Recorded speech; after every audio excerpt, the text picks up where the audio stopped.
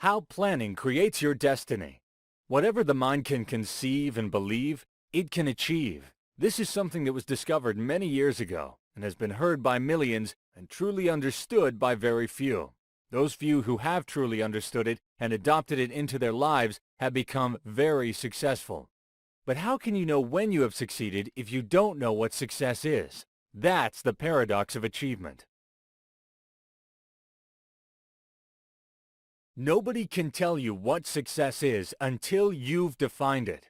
That means if you set the wrong goals, or set no goals at all, or lack the commitment to follow through, your life feels like an endless slog.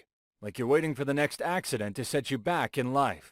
You'd be shocked to know how many people go through life without a clear target. They're aimless. And when they wake up in the morning, they might think about the work ahead of them or the paycheck they'll cash at the end of the week, but they'll give very little thought to the big picture. You may be working on a deadline or have a task which does not have a specific time to be completed. If you do not have a game plan for getting it done, the results will not be satisfying. While procrastination and wasting time impede productivity, lack of effective time management can be just as destructive. Nothing worth doing happens without a plan. Businesses make plans, governments make plans, sports teams make plans, but all too often, entrepreneurs think they can just wing it. In fact, you might be one of those people. If so, now is the time to change things up. If you can set positive and attainable goals, big ones and little ones, you can create a positive feedback loop of achievement that gives you more confidence every day. And when those problems come knocking, you'll have an unstoppable mental armor. You'll be able to look to times that you've overcome obstacles and made things happen. What in life, if you had it, would make you feel as if you are successful? Without the answer to this question, we can't go any further. We can't know how to achieve something when we don't know what that something is. And if we don't know how to achieve something, we're blindly burrowing a hole through life, hoping that we come across something that makes us happy. So what kind of goal should you set? Any goal is better than none at all, but you can magnify your results if you set the right kinds of goals. SMART goals. So, what does SMART stand for? Specific. You can't just say, I want to be rich. You need to get really specific. Maybe it's $1,000. Maybe it's $10,000. Maybe it's more. If it's not specific, chances are it doesn't fit the criteria on this list. Measurable. It's hard to reach a goal if you don't know how far or how close you are to reaching it. Use numbers or their equivalent. Rather than your goal being make good progress with course, your goal can instead be achieve a pass on every assessment in the course. Rather than saying improve financial standing, say make $10,000 within the next 12 months. That way, you know for sure whether you have achieved what you wanted to achieve. An achievement. Sorry, but if your goal is to eat 10 Snickers bars today, you haven't set a real goal. If you pick something that's not productive or too easy, you won't have that glowing feeling that comes with getting something done. And that's critical to keeping you motivated. Realistic. If you set a goal that's too ambitious, you'll crater your self-esteem no matter how hard you work. That's no good. Set a goal that people you've heard of have achieved and that you think you can emulate. If you have a mentor willing to review your goals, so much the better. For a lot of people, using the word realistic in association with goals can feel defeatist and humble. Really, it isn't. You need to be aware of the environment in which you wish to achieve your goals, if you're ever going to achieve them. If you're not realistic, don't take into account the influences on time that may crop up, then you are likely to never attain your goals. Timed. Place a date next to your goals. Set long-term goals that are a few months out, and short-term goals that are closer up. That way you can always give yourself a performance review and make sure that you're on track. Don't limit your goals to a single lofty plan. Once you create your main goal, start breaking it down into smaller, specific tasks. Once you have your long-term and short-term goals, you can start drilling down the day-to-day stuff that needs done. For example, if you're building a custom sales funnel, you'd need to make a squeeze page, create a video or cover image, create a sales letter, and make one of those annoying "please don't leave" pop-ups. Create a self-assessment. For this task, you will need a piece of paper and a pen, or a word processor. Think about one thing in life that you want more than anything else. The one thing that, if you had it, would make you feel as if you were successful. Then, write it down. Tip. By thing, I could mean financial fulfillment, a certain reputation, a particular job, a happy family life, etc. Try to forget about all the times that you may have failed in the past, and simply be honest with yourself. What do you really want? Write it down. Have you done that? If not, make sure that you do it right now. Now that you've written down or typed this thing, tell me what it is. Speak it out loud. Now, whatever it is, I respect your goal, and I think it's a very good choice. I'm not going into answering machine mode. The reason that I respect and like your choice is that you have been honest with yourself about what you want, disregarding any negative thoughts in your head. Include the obstacles that you will need to overcome, the people you will need to influence, the extra knowledge and/or skills you will need, etc. Obstacles to be overcome vary greatly, from problems associated with your mindset to travel arrangements. Think of every possible thing that you could do in your life to work towards your goal, and write it down. Once you've set those long-term goals, start breaking them down into 3 to 5 daily tasks that will allow you to achieve your long-term plans.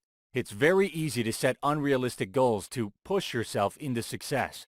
Don't be too strict on yourself. You're going to write these things down and create a success checklist that you can follow on a daily basis. Put them in order of difficulty. Do the hardest tasks first, and promise yourself a reward once you've completed the big tasks. This means that every day you'll have a chance to hold yourself accountable and make improvements. This is all about establishing a positive routine. If it's not perfect at first, don't worry about it. You need always to focus your mind on what you want. If you do this, you will attract to you elements of what you want. We'll talk about this in more detail later on. But for now, it is important for you to know that in order for you to open the door to your success, you need to first understand and believe in what it is you want to achieve. Your goal may not have been for riches, but money is a very easy figure to work with when thinking of success. Plus, money often opens the door to many of the other great things in life, such as a fulfilling job, the ability to travel, possessions, the ability to go out and meet people, etc.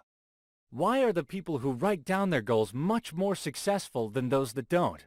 It can perhaps most simply be termed that those people now have something of a grapple hook from where they stand now and where they want to be.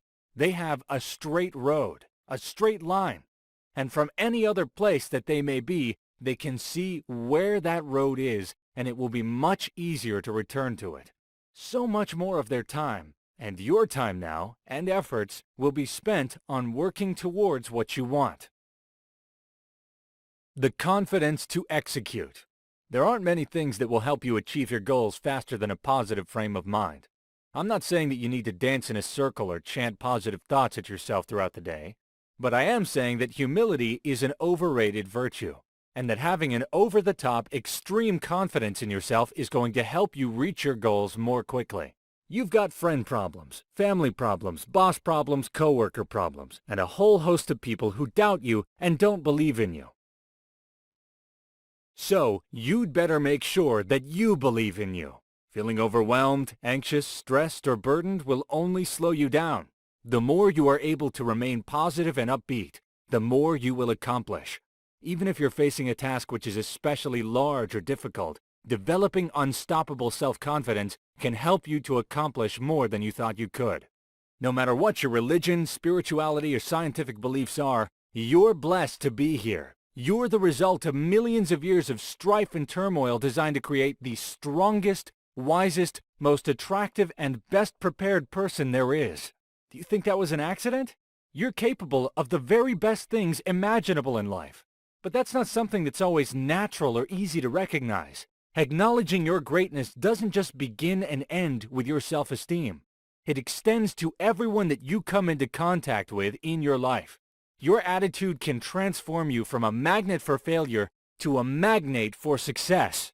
By acknowledging your own greatness, other people will acknowledge it in you. The more they recognize drive and confidence in other people, the more they'll see it in themselves and look up to you for showing it to them. The bottom line is, it is all important and beyond sensible to recognize that you are great and that you are capable of great things. Take a moment to think about the people that you admire. The artists of varying kinds, athletes, public figures, or even members of your own family. Do you think that they achieved what they did and helped people to feel as good about themselves and of life as they did by playing small and being afraid? Remember and verbalize your best qualities. You're going to need to put that pen and paper or word processor to use again. Think about the best things about you. To begin with, just think about them. Spend 5 to 10 minutes making a list in your mind of your best characteristics. What do you see in yourself? What do other people say about you? Once you've done that, remember spending at least 5 minutes on it to make sure you get a good list. Write down the 10 best things. Tip: don't be tempted to be petty. I know it's mildly amusing to put something like, always gets on the right bus. Try not to resort to that. A good idea is to expand whatever your petty idea might be into a bigger, more significant one.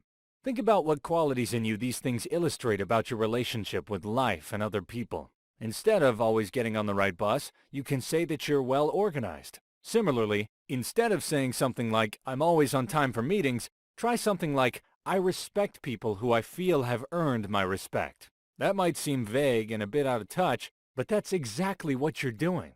The people at the meeting have earned your respect in one way or another. They have gone the proper way of organizing the meeting. They may be discussing an important issue with you. They probably have a field of expertise that you find useful. There may be some money involved here. Your boss may be in the room, whose opinion you probably have to respect if you want to keep your job. There is a huge list of reasons why you would respect them. And you're showing this respect by being on time. Self-help books often make the mistake of assuming that everyone has a 9-to-5 job in some serious company and incessantly talk about meetings and giving speeches.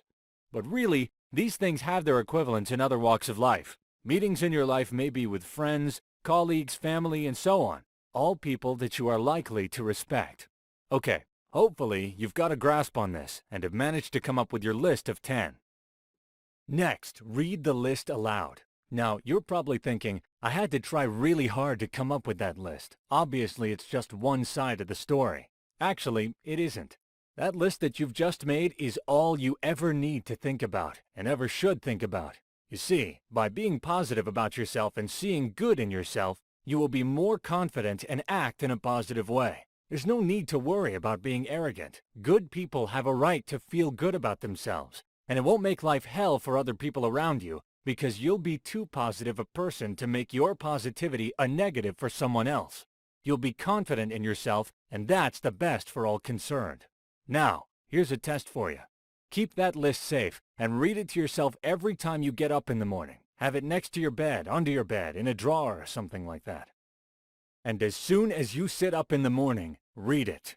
It should help you to think that this process is about you supporting yourself. It's about you going against the grain of what everyone else does in order to be successful where they are not.